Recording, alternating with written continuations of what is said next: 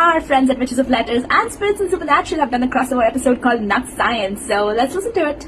Okay, to be fair, this episode came out a while ago and I listened to it a while ago, but I couldn't figure out how to cover it, so we're just going to talk about some of my favorite moments, basically them chatting about their favorite episodes from season 2, and it's really cool. I mean, I have long said that Spirits and Supernatural has like the most comfiest and coziest vibe. It really feels like sitting in a room talking to your friends about your favorite parts of Supernatural, and having Joy and Laura there just makes the whole thing so much better.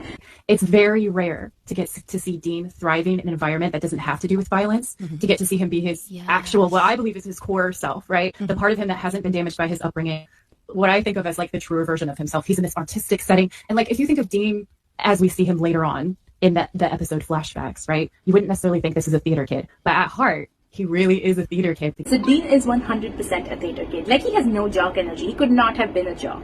But more to the point of seeing Dean in non-violent spaces, I think Hollywood Babylon does do a really good job of that. But also Jin, the Jin episode, like, it's him just like mowing the lawn for his mom, and he's like just so happy to be doing that, just so happy to be doing anything but hunting. I think that's an interesting thing, because I've seen a lot of conversation around the fact that Dean could do any other profession. Like, he would be good at like different things that were not hunting, whereas Sam could not. Like, he was just like, he was born for this role sort of a thing, which I don't fully agree with. But coming to like Dean specifically, I think he would definitely have excelled in spaces where he doesn't have to fight. He was just pushed into this life more than he had like a choice to be in it. Whereas with Sam, we actually kind of see him sort of go out and then come back in and choose it, even though he does spend a significant amount of time complaining about the fact that he did not have a choice.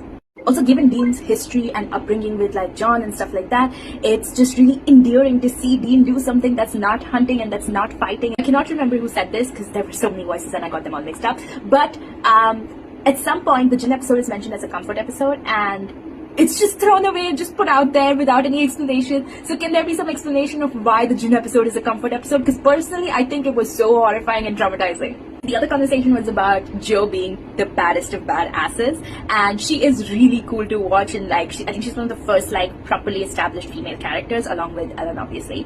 But what I think is really interesting is like the Jo and Dean ship, because I don't really think it works that well. Jo really has that little sister energy when it comes to Dean, so I personally don't think they work that well. They don't feel on equal footing all the time.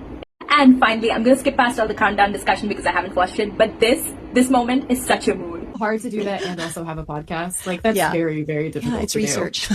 It's research. Yeah, research. It is. Jensen doing pull-ups in a barn. Research. But honestly, this was such a fun listen, and it's only season 2 and it's only episodes from season 2, so there are no spoilers there, so go listen